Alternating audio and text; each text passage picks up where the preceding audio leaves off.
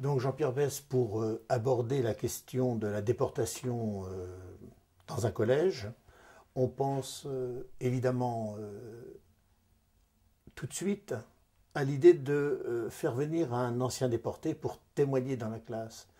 Néanmoins, je sais qu'en tant qu'historien, la question du témoignage est une véritable question.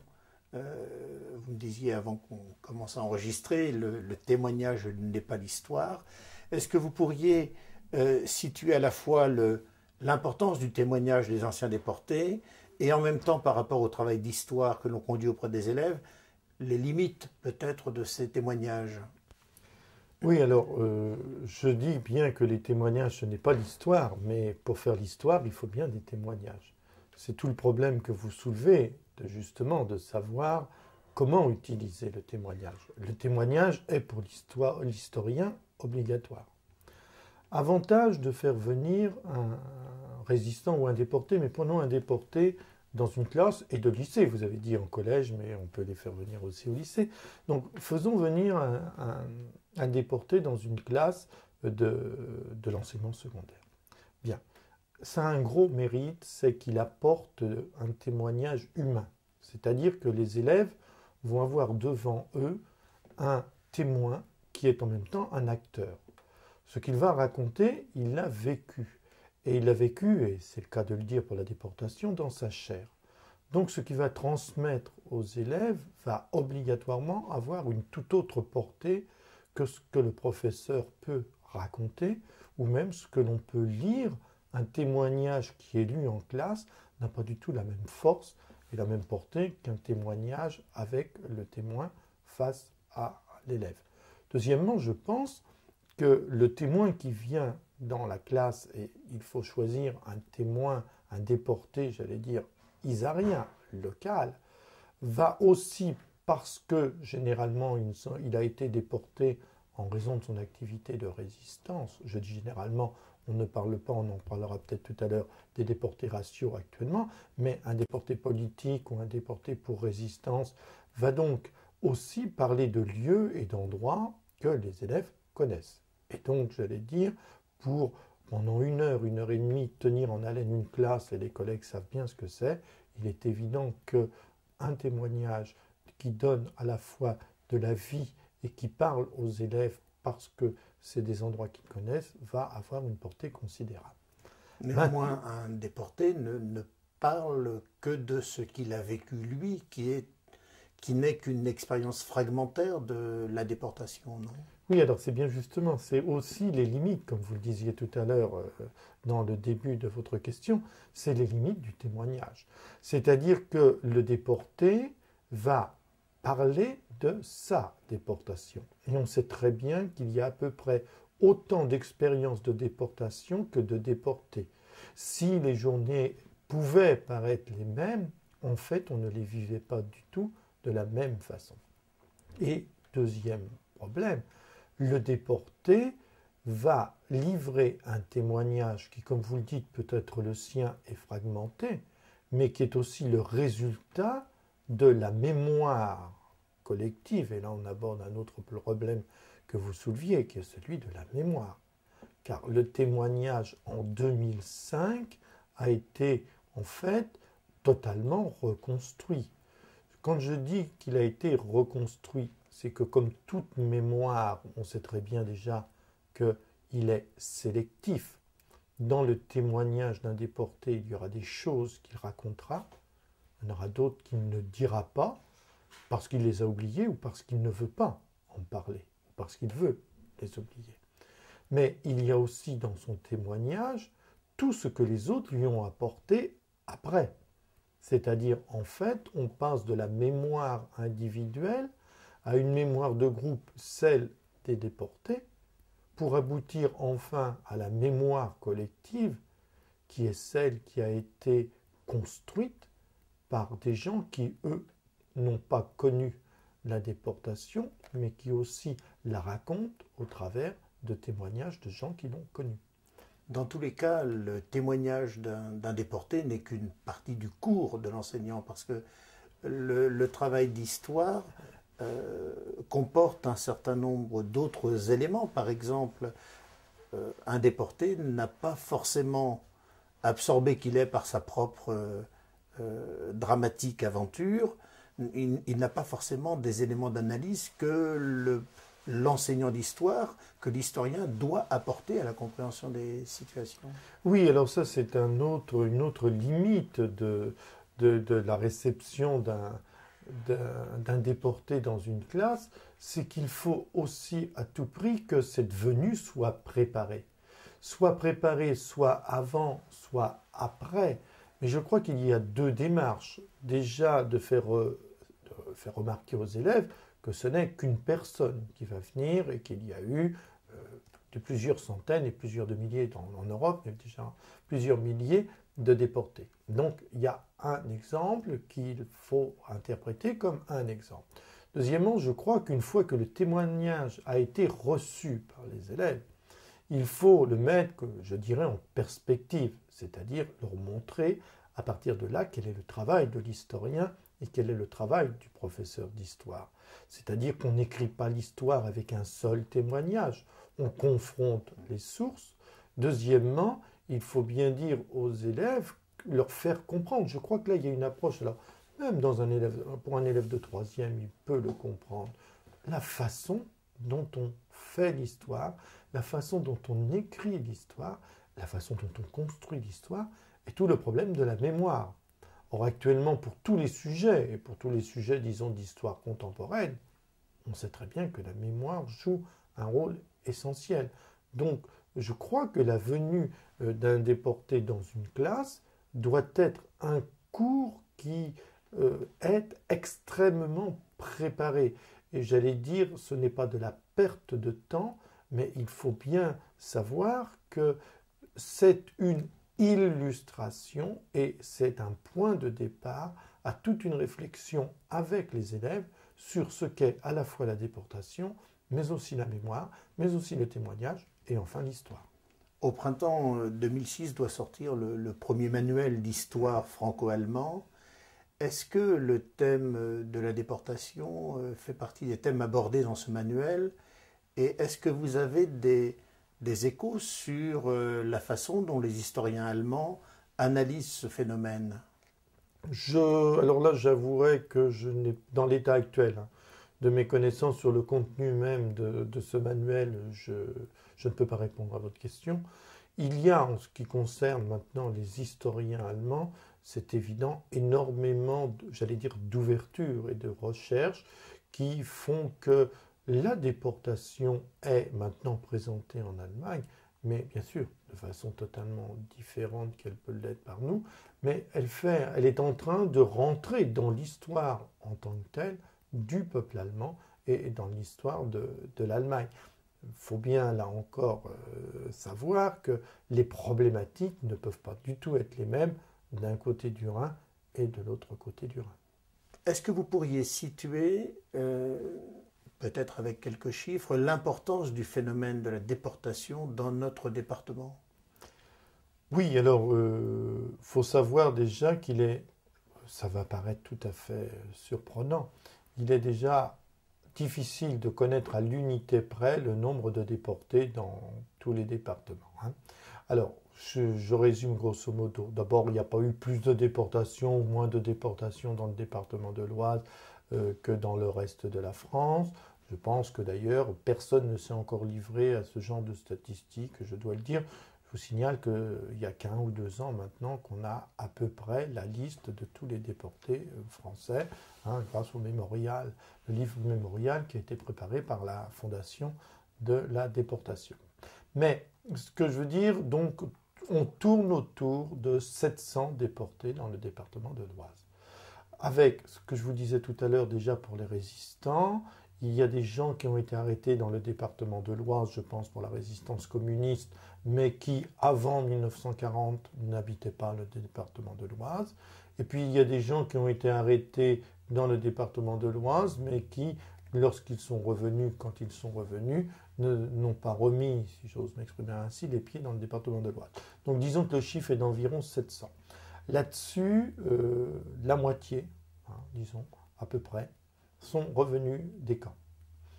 Dans les 700 dont je vous parlais tout à l'heure, il y a les 100 déportés juifs, la centaine de déportés juifs, de déportés raciaux, comme on dit.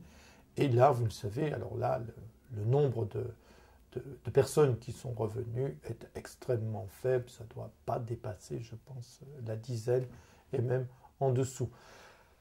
La différence, vous le savez très bien, c'est que pour les déportés résistants et les déportés politiques, ils ont grosso modo tous plus de 18 ans. Il y a beaucoup plus d'hommes que de femmes. En revanche, pour ce qui concerne les déportés juifs, les déportés raciaux, là, il n'y a pas d'âge limite. Je vous rappelle qu'une enfant qui était cachée dans le Noyonnais a été déportée à 5 ans, à l'âge de 5 ans, et est morte d'ailleurs peu de temps après son arrivée à Auschwitz. Donc on a, pour les déportés juifs, beaucoup d'enfants et beaucoup de femmes, j'allais dire proportionnellement aux autres déportés, dans la mesure où c'est toute la famille qu'on arrêtait, et dans la mesure où même on a des exemples où le chef de ménage était la femme, et donc elle est arrêtée avec les enfants. Donc on aurait un ratio, comme on dit, de sexe qui est beaucoup plus équilibré pour les déportés raciaux, parce que là, au niveau de l'âge, ça va de 4 ans à 80 ans, je crois, ou 81 ans. Je vous dis ça de mémoire, mais pour les déportés juifs. Alors que pour les déportés politiques ou les résistants, bon, même si je pense qu'il y en a un 15 ans et demi ou 16 ans, mais disons, c'est surtout de 18 à 70 ans doit être le maximum. Mais sinon, il ne faut pas considérer qu'il y a des départements. Je pense qu'il y a un rapport avec la population totale et que l'on doit retrouver peut-être dans les zones où il y a eu plus ou moins de résistance. Il y a eu beaucoup de résistance dans le département de l'Oise, peut-être où la population juive était plus ou moins importante. Elle n'était pas importante dans le département de l'Oise. Donc, mais retenez à peu près ces chiffres, je vous dis 700 et puis à peu près la moitié de revenus, et à l'intérieur une centaine de déportés raciaux, où là, le nombre des personnes revenues est très faible. Alors, on ne peut pas parler de la déportation dans l'Oise sans citer le nom de Royalieu, même si c'est sans doute simplement un hasard géographique qui situe le camp de Royalieu dans le département de l'Oise. Est-ce que vous pourriez rapidement nous rappeler ce qu'était le camp de Royalieu et évoquer peut-être l'histoire de ce camp rapidement?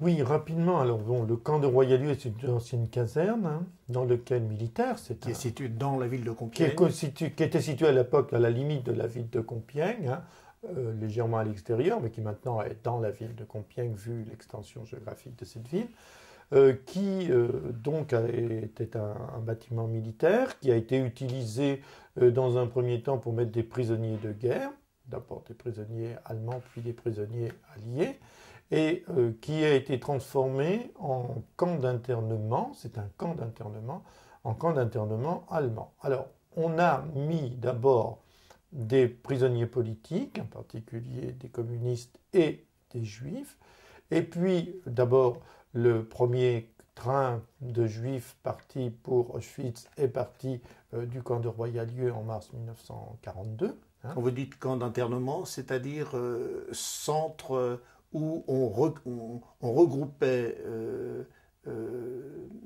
des prisonniers oui, avant de les orienter dans... Alors, attendez, d'abord, quand on dit prisonniers, il faudrait mieux dire des internés, puisque c'était fait par mesure administrative, c'est-à-dire on arrêtait des gens pour des raisons administratives, et ils étaient internés, donc gardés, en fait, dans un camp qui n'avait rien à voir avec un camp de concentration, dans lequel on ne travaillait pas, ce qui rendait les journées très longues, et dans lequel on pouvait se promener, toujours en restant à l'intérieur du camp. On était mis ici, alors plus tard, pour être déportés, mais aussi certains sont restés 3 ou 4 ans, n'ont jamais été déportés. Donc, il faut revenir en fait à la chronologie, c'est-à-dire que quand on met les communistes et les juifs en 41-42, ils sont là pour être mis à l'écart. Ce sont les exclus du régime de Vichy et des Allemands, et donc ils sont tenus à l'écart. Bon, si bien que quand les Allemands vont se livrer à la déportation des Juifs. Ils vont donc prendre à Compiègne, à Royalieu et à Drancy, les deux premiers convois partant donc de Royalieu. Le convoi des déportés communistes des 45 000, c'est le 6 juillet 1942, il part aussi de Royalieu. Et puis après, on y a interné surtout des résistants qui étaient pris dans toute la France. Et là, c'est vrai, c'était le dernier camp avant le départ pour l'Allemagne, pour la déportation, puisque les trains qui partaient pour la déportation, dans leur très grande majorité, sont partis de la gare de Compiègne. Alors, il est évident que si Royalieu, le camp d'internement de Royalieu, est d'abord un camp allemand, et aussi un camp qui marque donc toute l'histoire de France, il est tout de même installé dans le département de l'Oise. Ceci nous oblige à nous interroger sur les rapports avec la population, sur les rapports avec l'hôpital, puisque les internés malades pouvaient être amenés à l'hôpital, et puis après, le transport ou le transfert, appelez ça comme vous voulez, c'est plutôt un transfert parce qu'ils allaient à pied jusqu'à la gare pour partir. Bon. On peut aussi s'interroger sur leur arrivée. Dans le camp, il fallait bien de la même façon qu'ils fassent le chemin inverse quand ils arrivaient à la gare pour aller jusqu'au camp. C'est donc, si c'est un camp national, si ça se rattache à l'histoire nationale, il y a tout de même une bonne part, on ne peut pas l'isoler de l'histoire du département de l'Oise. Alors, on a là-dessus quelques rapports de gendarmerie, de la gendarmerie de Compiègne, qui écrit parce que, justement, il trouve que la population et que les rapports avec la population risquent d'être détériorés parce qu'à l'origine, ce sont eux qui accompagnent du camp jusqu'à la gare les internés. Et ils craignent les réactions de la population à leur encontre. Et ils demandent donc que ce soit des gendarmes venus d'ailleurs qui assurent cette tâche. Et très vite, d'ailleurs, ce sont des gendarmes qui venaient de la banlieue parisienne qui vont accomplir cette tâche. Mais pour en revenir à ce que vous disiez tout à l'heure, oui, il y a eu parfois des choses amusantes. Quand je dis amusantes, c'est tout à fait entre guillemets. C'est-à-dire que les jeunes du département de l'Oise, qui appartenaient à la résistance communiste, qui ont été arrêtés en septembre 1942, dont M. Biette par exemple, ont été arrêtés alors de Montataire jusqu'à Compiègne, puis transférés Saint-Quentin, enfin le chemin habituel, et ils ont été internés à la centrale d'Est. Et lorsque la centrale d'Est s'est révoltée en février 1944, on les a remontés, si j'ose dire, 2 ans après, au camp de Royalieu, où ils sont arrivés en avril ou mai 1944, et où ils ont été déportés en juin 1944. Autrement dit, ils avaient quitté Compiègne en 4 septembre 1942 arrêtés, en septembre 1942 lorsqu'ils avaient été arrêtés, et ils reviennent avant de partir pour Dachau, puisque c'est Dachau, ils reviennent au printemps 1944. En forêt de Compiègne, enfin, à Royalieu, il y a une stèle, je crois, qui commémore le dernier train, c'est ça? Alors, il y a d'abord la stèle au camp de Royalieu qui rappelle qu'environ 52 000 personnes sont parties de ce camp vers 54 000 personnes ont été internées ici. Vous avez sur la gare, à la gare de Compiègne, dont on dit aussi qu'elle est sur le terrain de Marigny-les-Compiègne, mais on ne va pas rentrer là-dedans. Dans la gare de Compiègne, vous avez la stèle qui rappelle que 52 000 personnes sont parties de cette gare vers les camps de déportation. Et puis vous avez l'endroit où le dernier train est parti à la mi-août 1944, alors que les bombardements allemands étaient de plus en plus, les bombardements alliés, pardon, étaient de plus en plus importants et où l'armée allemande partait plus ou moins en débandade. Il y a eu des problèmes pour la formation de ce train. Il y a eu aussi des problèmes pour le transfert de ce train, ce qui fait que ce train n'est pas parti du camp et de la gare en tant que tel, mais d'un endroit en forêt où l'on a installé une stèle qui rappelle que c'est de cet endroit qu'est parti le dernier train. Le dernier train qui est arrivé en Allemagne, je vous le rappelle, parce que le dernier train réellement parti lui, n'est jamais arrivé en Allemagne, puisque les résistants, au niveau de la Somme, les résistants ont libéré les personnes qui se trouvaient dans ce train, à la suite d'une action de sabotage. Alors vous dites août 1944, on peut quand même préciser, parce que le débarquement avait eu lieu, que ça paraît surprenant, mais puisqu'on a le témoignage d'Ernest Biette là-dessus, les gens qui ont été déportés par ce dernier train ne seront libérés du camp où ils vont être internés que presque un an plus tard, au printemps 1945. Disons 9 mois, oui, puisque en fait c'est avril-mai, hein, la libération c'est avril, enfin le camp de Dachau c'est avril 1945, donc le dernier train est parti pour Buchenwald, lui, mais vous le disiez, hein, le débarquement a eu lieu le 6 juin 1944, mais il y a eu encore énormément de trains qui sont partis, ne serait-ce que parce qu'ils partaient soit des gares parisiennes, mais de moins en moins, mais de Royalieu, et que le département de l'Oise a été libéré après Paris, hein, donc la libération du département de l'Oise, c'est entre, disons, le 28 août et le 2 septembre, les derniers trains étant partis les 16 et le 18 août 1944 de Royalieu.